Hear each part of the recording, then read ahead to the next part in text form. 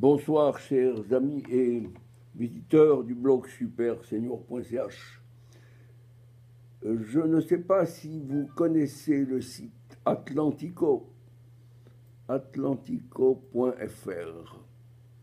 Il vous suffit de taper www.atlantico, comme ça se prononce, .fr sur votre tablette magique et vous saurez probablement des choses que ne vous présentent pas les chaînes officielles de la République de Macronie, le Macronistan en gestation.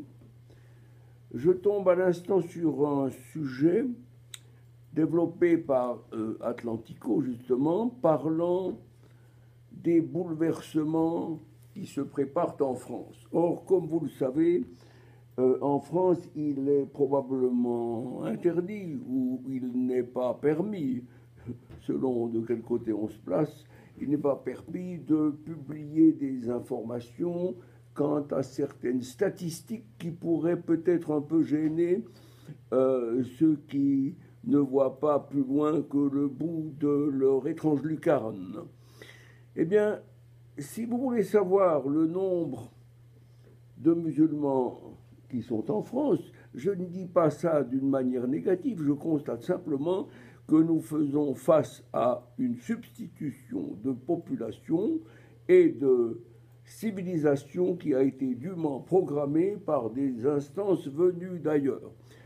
Ceci dit, si vous cherchez à savoir combien de pourcentage comporte la population donc d'origine d'une autre civilisation, celle des sables, des palmiers, eh bien, vous n'obtenez pas de statistiques. Mais la chose est facile. C'est extrêmement simple.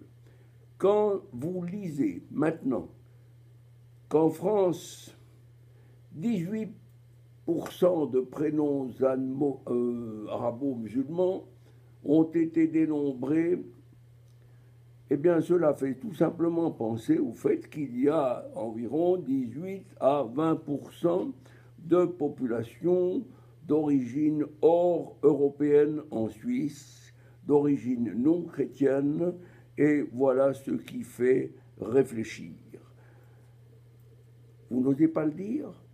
Eh bien, si il faut le faire, je le fais ici dans cette petite vidéo, tout en disant que c'est Le Point qui publie un livre qui s'intitule L'archipel français, écrit par Jérôme Fourquet, et parmi les chiffres cités dans les 14 pages du magazine, on trouve le fait donc que le nombre de nouveau-nés garçons, je précise bien, arabo-musulmans est passé de 2,5% à 18,5% en 2015, soit un nouveau-né garçon sur 5.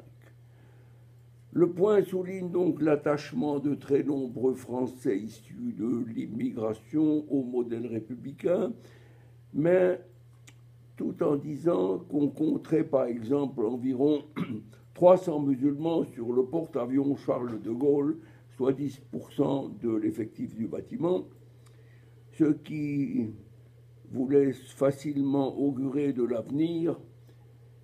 Si par hasard il devait y avoir des conflits, ces conflits deviendraient également des conflits internes. Enfin, Jérôme Fourquet souligne dans Le Point que la déchristianisation de la France est flagrante quand on regarde le nombre de prêtres diocésains qui est passé de 25 203 en 1990 à 11 908 en 2015. Voilà, je voulais attirer simplement votre attention sur le fait que la France est sur une pente de plus en plus savonneuse. Je ne sais pas si c'est du savon de Marseille ou du savon d'Alep.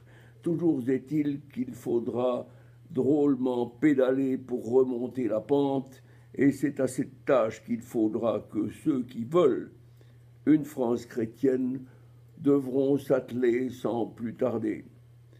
Et c'est dans cette intention que je m'associe à ceux qui veulent bien prier pour l'avenir de la France qui devrait sortir du guêpier dans lequel elle se trouve et redevenir la fille aînée de l'Église catholique.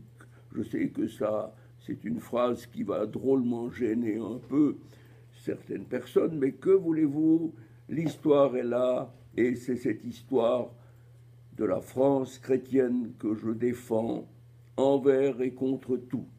Bonne soirée, chers amis, merci de votre attention.